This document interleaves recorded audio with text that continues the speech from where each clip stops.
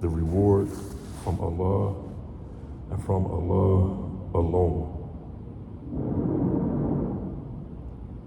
I thank and praise Allah for the endless, the uncounted endowments, blessings that Allah has given without Allah being obligated to give anything. And I humbly ask Allah to raise the rank of our beloved Prophet Muhammad sallallahu alayhi wa sallam, and to protect his nation from what it is that he alayhi salatu wa salam feared for his nation.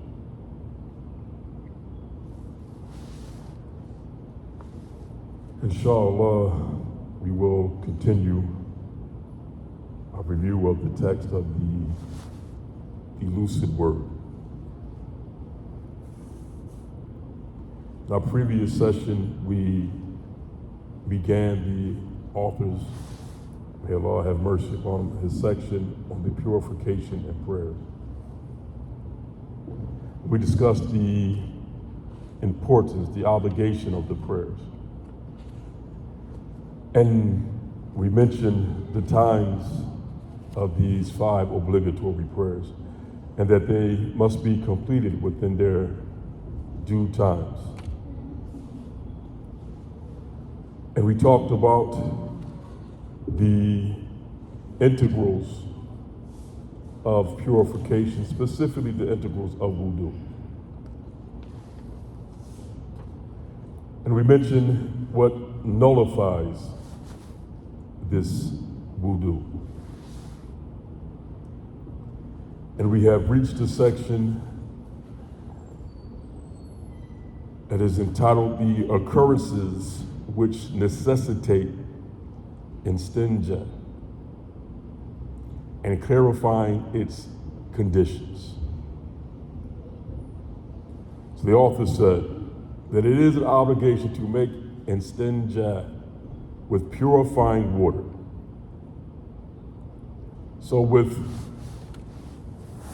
purifying water, this is water that is both pure and purifying. When one wants to perform prayer, whenever any moist substance is emitted from any of the eliminatory outlets. And the eliminatory outlets that we are referring to is like the penis, the vulva, and the anus. And if this is a moist substance, so not something that is dry, like a unaccompanied stone, for example, or if something moist comes out of these eliminatory outlets, when one wants to perform the prayer, before one performs the prayer, they must perform this istinja. And that's the case if what came out was something that is usual, like urine or feces. These are normal things, usual things that come out of these outlets. Or if it was something unusual, something that normally doesn't come out, like blood. Now, the emission of a non-moist substance does not make istinja obligatory to perform, because it does not soil the outlet. An example of something that would not be something that is not moist is like a stone, for example. If that stone were to come out without blood or something wet with it.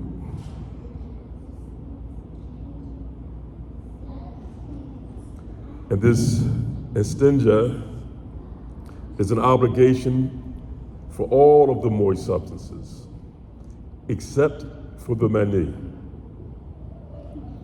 The istinja is not obligatory It's not something that needs to be done. If the mani is emitted, the mani comes out. Why? This mani is a pure substance. It is not a filthy, a najis filthy substance which would soil an area.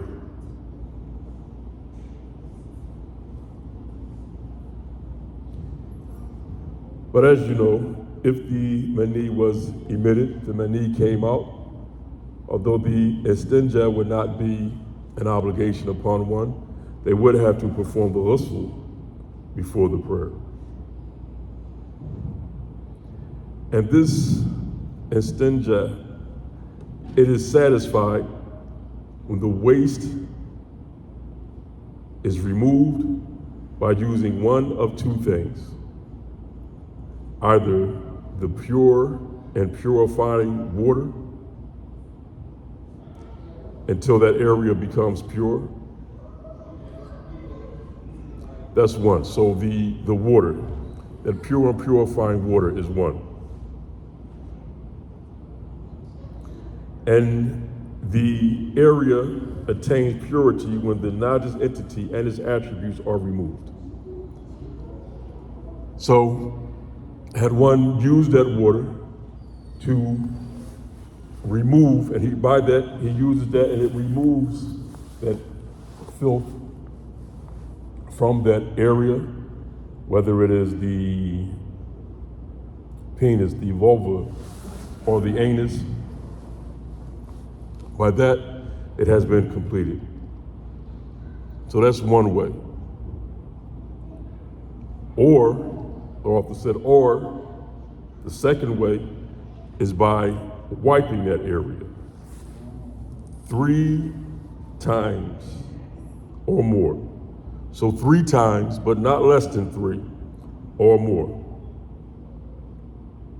If the area did not become pure with the 3 wipes. So that area has to be wiped at least 3. So even if by the first wipe, the area was clean, still there needs to be at least 2 more of these wipes wiping that area. Now if the area, so if 3 wipes were done but it still wasn't clean, then the person would keep on performing these wipes until the area has become clean or pure. And this wiping is done with an object that is pure.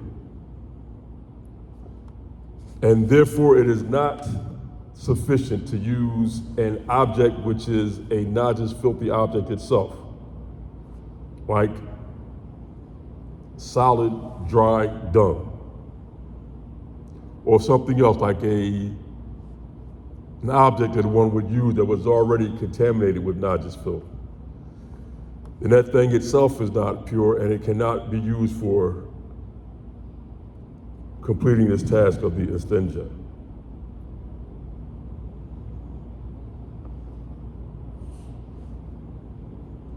And this object, it must also be something that is solid.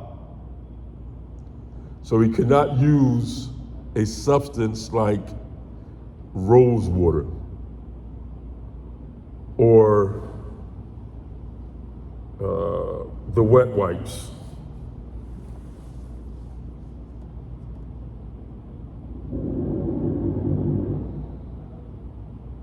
Because these things, they're not water. It has to be something, if it's not water, then the substance that's being used in our second option has to be something that is solid. That's clear? It has to be something that is unrespectable, something that is adequate for the removal of this filth. So it is not permissible for one to use something like the notes, for example, that he wrote his Islamic notes upon, or the pages of an Islamic book, for example, that would not be sufficient to use, nor the food that is normally eaten by the people.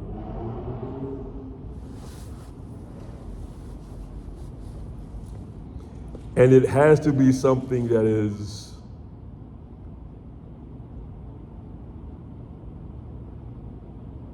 I'll read what the author said. The author said, also, it is not sufficient with an object that is not adequate for the removal of the filth, like glass, bamboo, and loose soil. So what this means is that another one of the conditions is that it has to be something that is uprooting, something that takes the filth away, and not something that would merely smear it and spread it further. So an object such as a stone or paper satisfies all of these four conditions that we mentioned. So in the text, you would usually hear time and again the water or the stone and its like. So when you hear that phrase, the stone and its like, you understand now that it means something that satisfies these four conditions.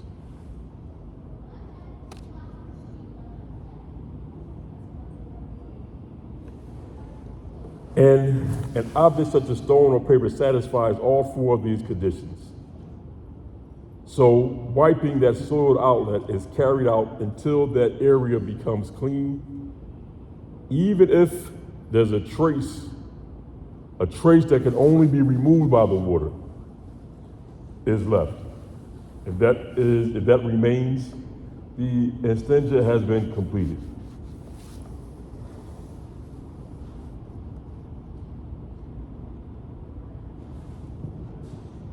So when you are using the second option, you're not using water, you're using the stone or the like, the stone or the paper, like the toilet paper, for example. You wipe it until that area is clean. You wipe it, let's say it's white, and you wouldn't see any more of that filth on there. Okay. But definitely, the possibility exists that there may still be something that can only be removed by the water itself. But the area, your obligation has been fulfilled by that. And know that this wiping, so choosing option 2, not using the water, but using the stone or its like instead, it is valid even if the water was present. So even if the water was present, one has the option of using the second choice, not using the water, but instead using the stone or the like the paper.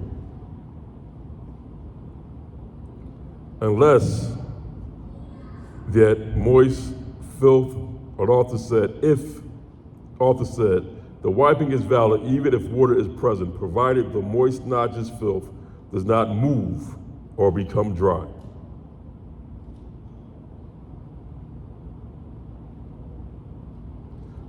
So had one waited, or it was in a condition where it dried quickly, and it is dry now, then simply using the stone or the like is not sufficient, and the water must be used. Or if this noxious filth went beyond that area where it initially came out of, let's say maybe it's further away upon his buttocks, for example. In that case, the water is needed.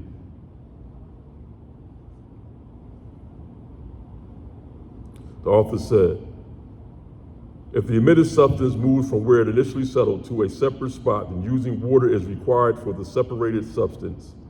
If the emitted substance that moved from where it first settled remain coalescent, then water is also required for its removal.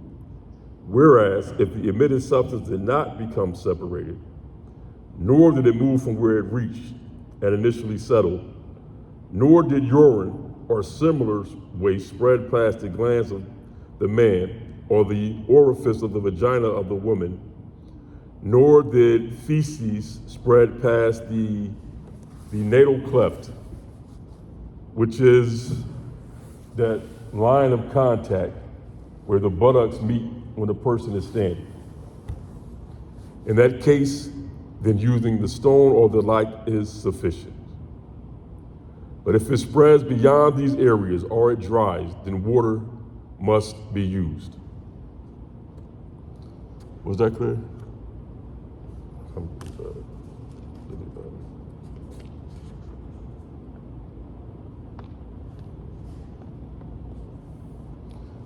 Alhamdulillahi Rabbil Alameen. Then the author moved on. May Allah have mercy upon him, to the next section, which is entitled The Integrals of the Obligatory Ghusl and What Necessitates it. So previously, we discussed the obligatory wudu. We talked about what necessitates it, what makes the wudu necessary, what invalidates it, how it is done, the integrals of it. And now we'll discuss the obligatory ghusl. Author said, among the conditions for the validity of the prayer is purification from major ritual impurity, or al-hadath akbar, by performing the obligatory whole body wash, or tayammum, when one is unable to perform the obligatory wash. And there are 5 incurrences which render the whole body wash an obligation.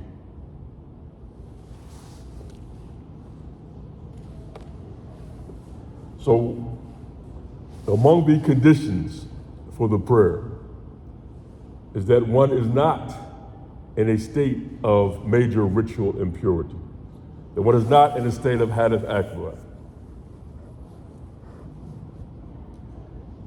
And if one were in that state, then he must perform the ghusl before the prayer. Or, as the author mentioned, if the ghusl was not allowed for him, if it was not, he didn't have water, for example, then he would perform tayammum. And then we're going to talk next about the 5 things that make this ghusl an obligation. 2 of these events apply to both the men and the women. The first is the emission of the person's own mani.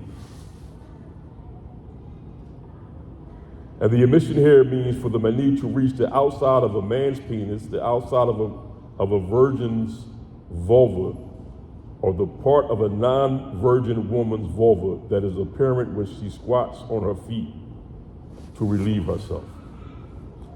Otherwise, if the mani did not reach the foregoing points, then it does not necessitate the obligatory wash.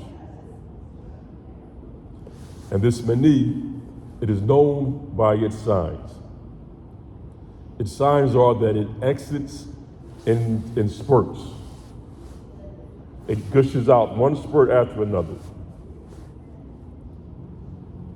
Another of its signs is that it exits with pleasure, the sense of pleasure. Another of its signs is that it smells like dough when wet and like egg white when dry. And when any of these 3 signs are present, the substance is mani. So if it didn't come out in spurts, but something came out and it exited with a sense of pleasure, the ghusl is obligatory upon him. Or if it did gush out with spurts, but there wasn't this sense of pleasure.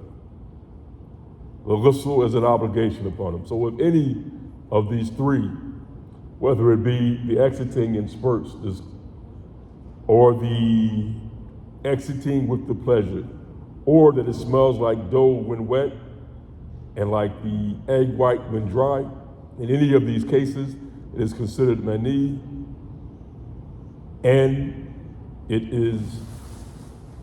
makes the ghusl an obligation upon him before the prayer. Now the second occurrence requiring the ghusl is the sexual intercourse. And this is defined by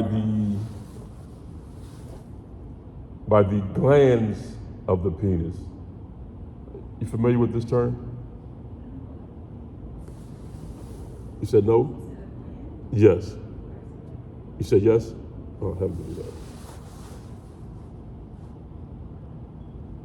Or its equivalent size-wise for a person deprived of it. For the video. So the glands of the penis is what is commonly known as the head of the penis, that top part. And this is what the sexual intercourse is defined as, religiously. If that part inserts within the vagina, then the sexual intercourse have occurred. And the ghusl is required. If there was one for whatever reason, he didn't have that part of the penis, then what equals to that size of it, if that much of what he has of his penis goes within the vagina, then this is the sexual intercourse by which the ghusl is required.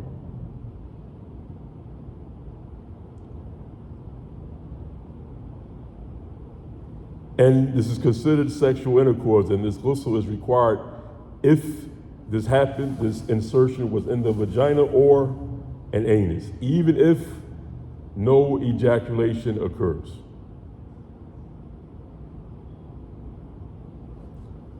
And there are three occurrences which are specific to women. The first is the menses. The author said the first is the menses, which is the blood emitted from the uterus of a woman, which is not due to illness nor childbirth.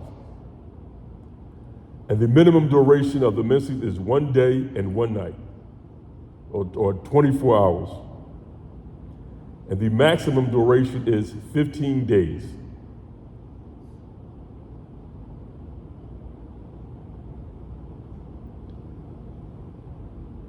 So if there is this bleeding beyond the 15 days, then know that this is not menses. All of it is not menses.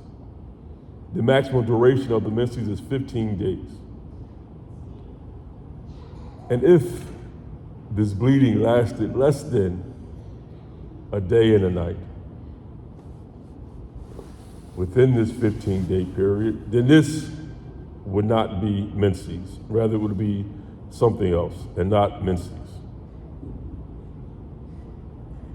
And the termination, when these menses stops, this is what necessitates the obligatory bath. The second occurrence, which is specific to the woman, is postpartum bleeding. And this is the blood emitted from the uterus of a woman after giving birth. And the minimum duration of this postpartum bleeding is a moment. And the maximum duration is 60 days. So what is beyond that is not a postpartum bleeding. And the determination when this postpartum bleeding stops, this is when the ghusl becomes an obligation upon her. And the third occurrence that is specific to the woman is childbirth. Even if no wetness accompanies the birth of the child.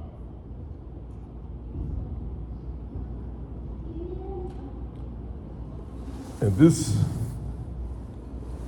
concludes, this is the 5 occurrences that negate the obligatory ghusl. So again, they are the emission of mani and the sexual intercourse, which is common for both the men and the women. And then what is specific to the women is the menses, the postpartum bleeding, and the childbirth. Upon their termination, the ghusl is required of them. And what is the whole body wash? What happens with this ghusl, this whole body wash?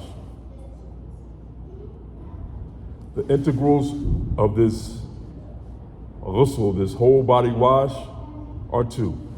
There are 2 integrals for the ghusl.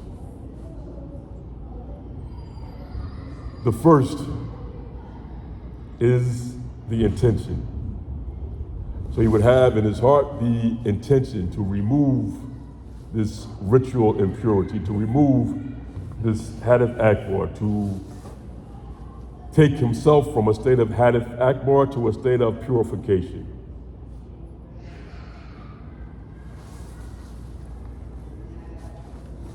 Or he has the intention to perform the obligatory ghusl.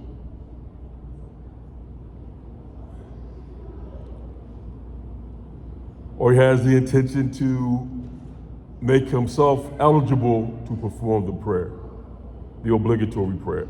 For example, so if one merely, all he did, he just had the intention, I'm in here, I'm about to wash up, I want to get clean, or I'm dirty, sweaty, whatever the case is.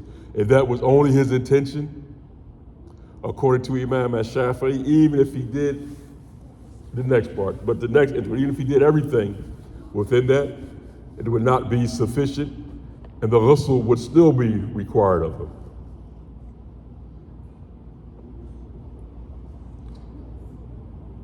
And the author said, the intention must accompany washing the first part of the body.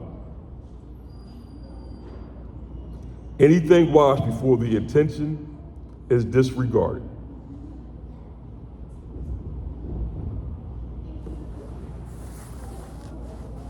So when he has this intention, as he makes this intention, most commonly a person might make this ghusl while they're in the shower. And he may be there, first he's just in the shower, making sure the water's hot enough, for example. Or he's there making himself clean. At some point, he has to make the intention, now I'm performing this obligatory ghusl within his heart. Anything that he washed before that, it doesn't count.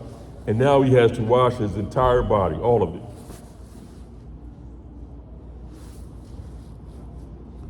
The second integral, so there's only 2. The second integral is to wash the apparent parts of the entire body with pure and purifying water. This includes the skin and the inside and outside of the hair, even if the hair was thick. So regardless if the hair is thin or thick, it's an obligation to wash all of the hair to perform this ghusl. This is among the integrals of the ghusl. Alhamdulillah, Rabbil Alameen.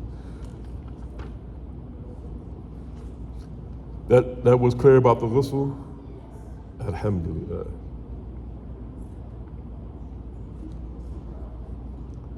The author continued, may Allah raise his rank.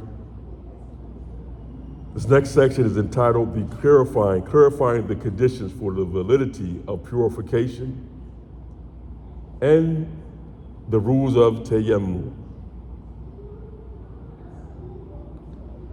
Or the conditions of valid purification, whether that's wudu or the ghusl, or 5. And the first of these conditions is Islam. So a non-Muslim, a kafir's purification from the minor and major ritual impurities is not valid.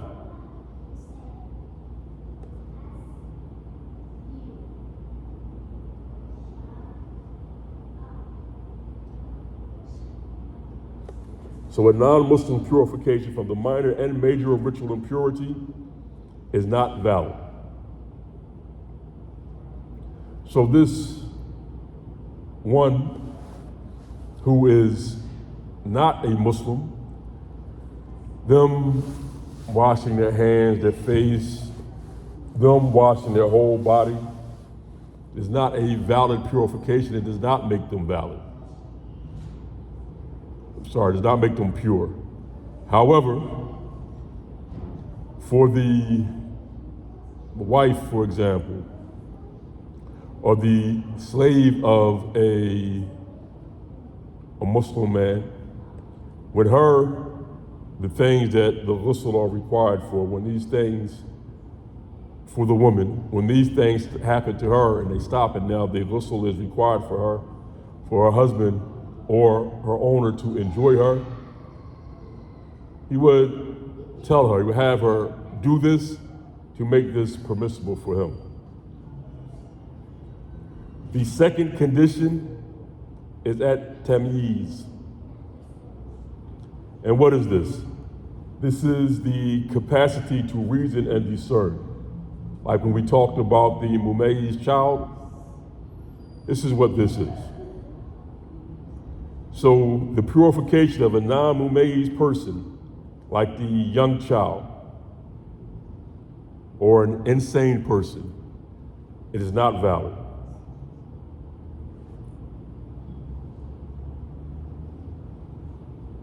The third condition is the absence of anything which prevents the water from reaching the parts that must be washed or wiped, because you know there are parts that are wiped in the wudu. So if there was something that prevents the water from reaching what has to be washed or wiped, like grease sticking to the skin, or paint on the fingernails, or the like, then the purification is not valid. Now, if there is a substance, there's something that's on the skin, and it's on the skin in a way that even it conceals the color of the skin. In this case, if this thing that prevents the color of the skin is covering the skin, but if it's like that, the water can go through it. In this case, it does not prevent purification from being valid. Like what? Like ink, like the henna that is put on sometimes. That's clear? The fourth condition is that the washing actually occurs. The water must flow on the part that is to be washed.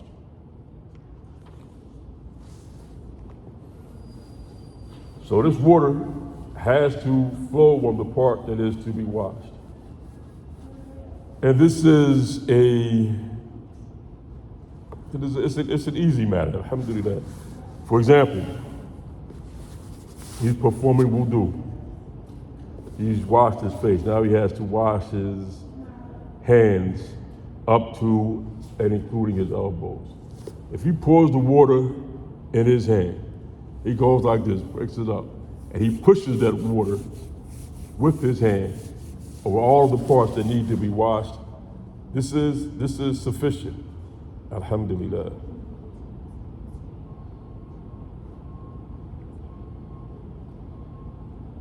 And mashallah, it helps. It's something that can help a person. If you are a person that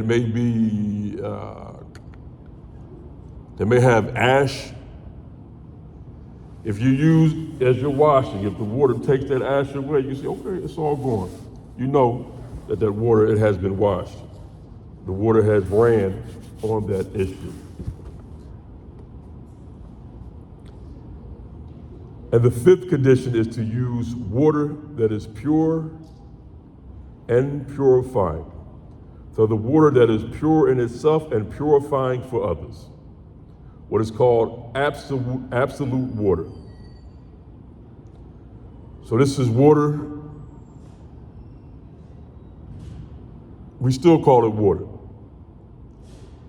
So for example, if you had water, it might be pure, but if it had a tea bag in it, you don't call it water anymore. Now it's called tea. So you cannot use that for purification.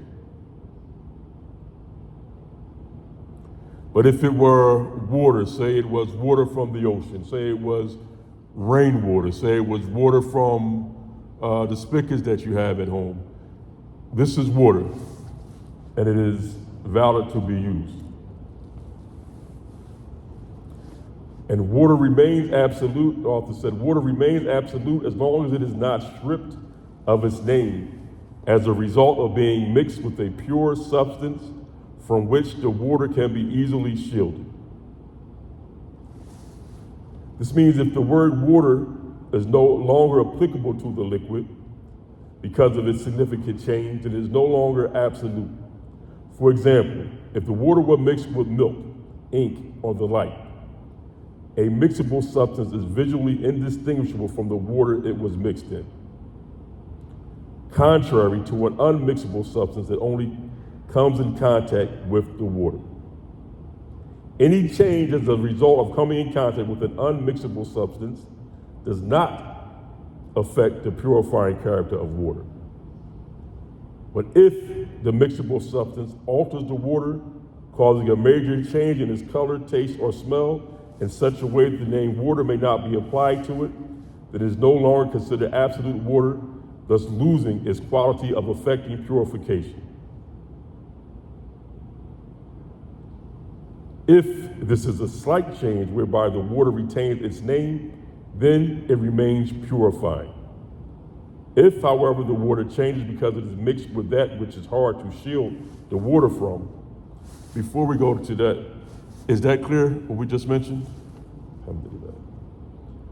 If, however, the water changes because it is mixed with that which is hard to shield the water from, then the purifying property of the water remains, even if the change is extreme. An example of this is a substance that is in the water's natural place, like weeds, or its pathway, such as earth containing sulfur or another similar substance, which cannot be easily avoided.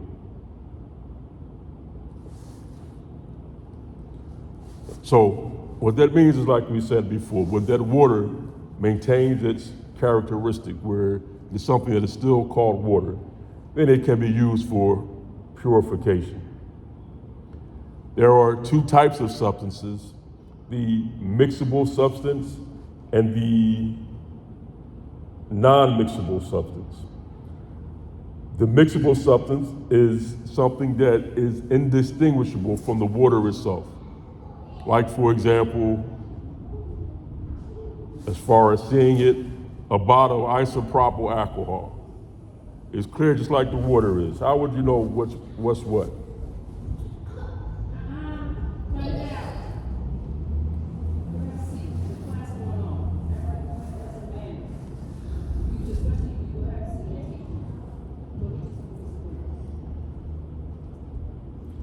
And then there is the unmixable, which will be something like a rock, for example.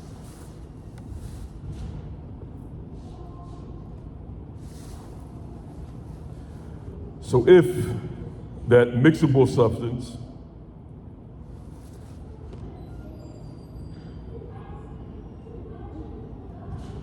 comes in contact with it and changes it, then that water, it can't be used.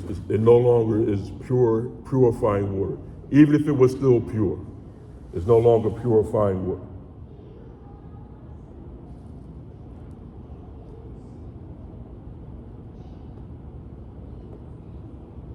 But if it were just a slight change, although it was mixed and it still has it's mixed in a way that it still is called water, it still has its property of purification.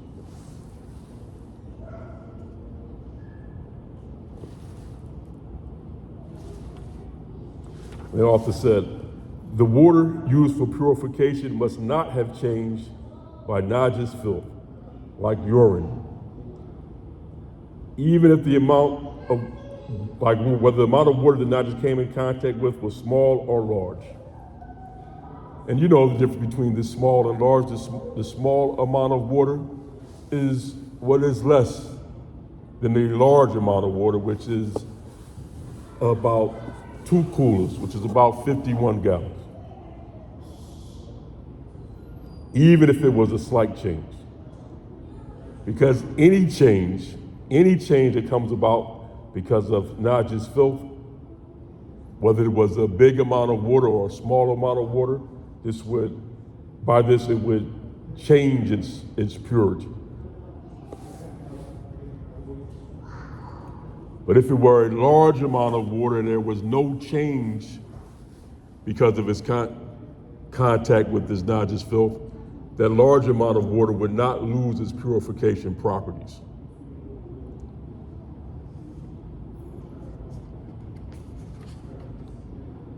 Inshallah,